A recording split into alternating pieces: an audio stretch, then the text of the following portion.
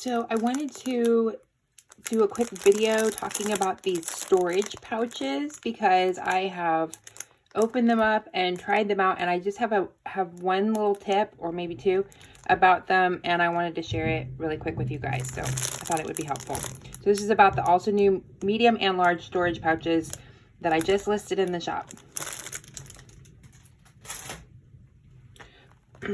So the pouches look like this. They have a slider at the top.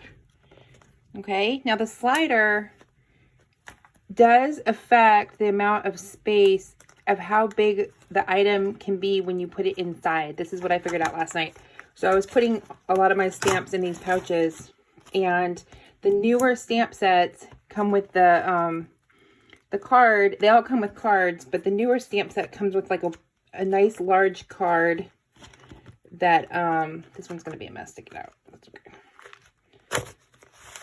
That has extra goodies in it. So it has this, I cut mine apart, but it comes with a card that folds out like this, and then it also folds out and it will have these other idea cards with it. Okay, and so I just cut these apart a long time ago, but it folds out like that. Usually I want to say it's like this, and then these are on this side like that.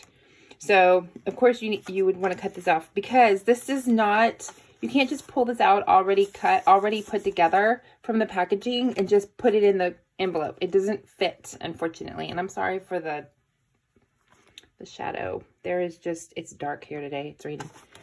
Okay, so what I figured out, and this one I didn't do it, but I might do it here.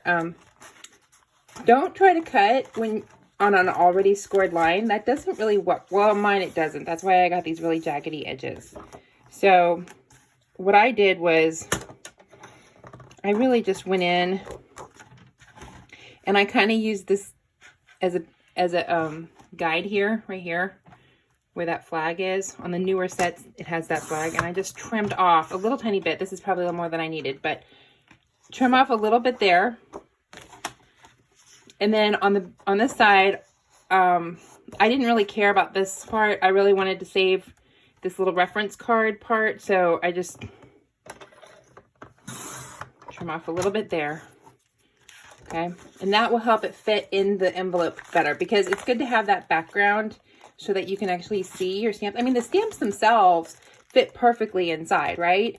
But there's so much value in the card insert that comes with it that, you know, and I like this because it has the name. And once you've trimmed off that little edge, it fits perfectly, but you really need to trim off the edge. Otherwise it will not fit. And then I will just put the card pieces inside there. This is the die that goes with it. So I just left it in the packaging. You could take it out, of course. Oh yeah, and I took the big stamp out of the plastic packaging. And then I actually have some extra ones that I've stamped, and I just keep them with my piece, with my stamp. I keep it all in the same pouch, and it's perfect. So the next time, if I decide I want to use this image, I have some that are already kind of done. I can use my die, which I got later, so otherwise I would have probably cut those out already. And then I can just I've already kind of got a card already started. Okay, this is the smaller pouch, the medium pouch. See, you can see the difference. On these, I noticed that I don't have to trim. For some reason, the size of the smaller, I actually put 2 stamp sets in here. The smaller stamp set fits perfectly in the medium pouch, but the large stamp set, I believe it's just the more recent ones, just because it has the folded edge, and not all of them have that. That's more of a new recent thing. This is also from that, I had one of these binders that comes with these magnetic sheets that has a plasticky part on the side that you can stick your stamps to. So that works great. And this is like a little binder. Yay, you have little 3 holes and everything, but then you have to find more magnetic sheets, which are a problem anyway. But you have to open the binder every time you want to get to it. So what I figured out was these also fit perfectly in here in the large pouch.